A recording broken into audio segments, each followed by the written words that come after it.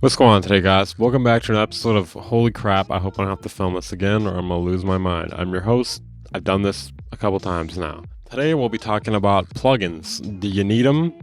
Yes or no? There's no short answer, but basically we're going to discuss it today. Do you need them for mixing and mastering? Do you need them for production? When do you need them?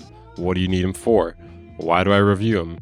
Some people say you don't need them. Why do they say that? We're going to talk about it all today. Okay, first things first, a plugin is obviously third-party software that you use for your DAW, digital audio workstation. Gotta clarify what it is for anyone who's, I don't know, some random person who wandered in here, I guess. Your stock DAW also has these things that these plugins are. What gives? Well, sometimes these plugins are made better. Sometimes they aren't. Sometimes they're made worse. Sometimes they provide things that your stock DAW cannot have, a la vocal line. Any sort of serious voice denoise software like Clarity or Isotope RX9, or pretty much any of the tools RX9, you cannot do with a stock DAW. You cannot guitar denoise, you cannot mouth declick. You can probably DS, but not to the same level or extent. I don't think you can deplosive. There's tons of little things you can do in these softwares that you can't do in your stock DAW. Can you get around it without it? Probably, yeah, probably. But it may have less features, or it may take longer. Now, what are some times that I would personally reach for plugins? Okay, let's see. If I'm mixing vocals, it's a guarantee. I'm gonna need it if we're mixing vocals. If you want me to do a good job mixing the vocals, that is, and you want me to do it in a timely fashion, yep, give me those vocal plugins, man. If we're doing something to create harmonies from scratch out of thin air, yeah, we're gonna need that plugin, buddy. If we're trying to mimic an old piece of hardware, we're gonna need that plugin, buddy. When would you not need plugins? I mean, there's a lot of really good stock sounds and DAWs that people overlook. The packs that Ableton comes with, if you have the suite version, those are actually pretty good for things that come with the DAW. They take up a little bit of space, but usually anything good takes up a little bit of space. Bad things also take a little bit of space too, so keep that in mind. Also, with mastering, that's probably when you wouldn't want to skimp out for not using plugins or not using hardware or anything of the sort. Basically, with mastering, you're going to want every little edge you can get because it's the last step of the process. I mean, look at me. Obviously, I know a thing or two about having gear. Another plugin you may want to reach for that you can't get in a DAW would be Soothe, Melodyne. Some DAWs have some things like auto-tune or vocal line, but we're just going to say most of them don't, so it doesn't really count. Most EQs inside a DAW do not have sidechain, dynamic, or spectrum features. They also don't have oversampling.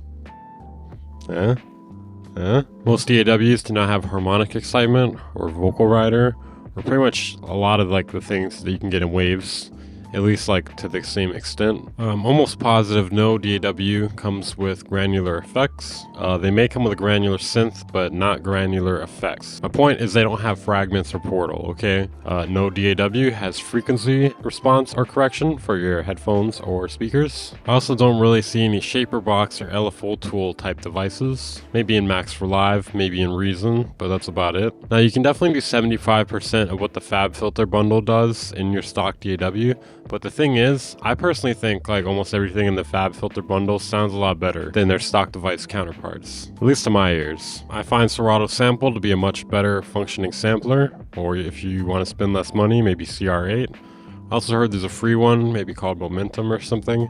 It looked a little janky to me. Also, I do not think every DAW has an alternative to OTT built into it or OTT. Maybe you can jerry-rig one, but not really sure. I haven't used every DAW. But yeah, I feel like those are the main reasons you'd probably want to use plugins sometimes, is there's actually things that some of them are capable of that you cannot do in your stock DAW. And that's because the people who made the DAW. They focused a lot of their effort into making the DAW and the devices that are in it. So I doubt they had time to make an exact replica of Melodyne for free, you know what I mean? I don't know. I feel like some people are under this impression that you don't need plugins, and you technically don't, but you're also missing out on a lot of great things that, you know, Ableton wasn't able to make because they were too busy making Ableton. That's it for this video though. Make sure to like it if you guys liked the video, dislike if you disliked it, and leave a comment. Let me know your thoughts on plugins. Do you need them? Are they necessary? What do you use them for? In production, mixing, mastering, all of it? I pretty much use them all the time, and that's because I came over from Reason, and Reason didn't have plugins, and so that's why I'm a plugin junkie. I'm a plugin junkie because I was not allowed to use them for a while. So then when I finally got them, I was just like mainlining them nonstop, and here I am today.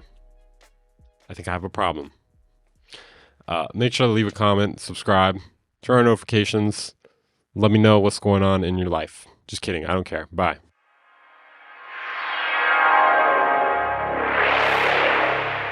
The Band Incorporated.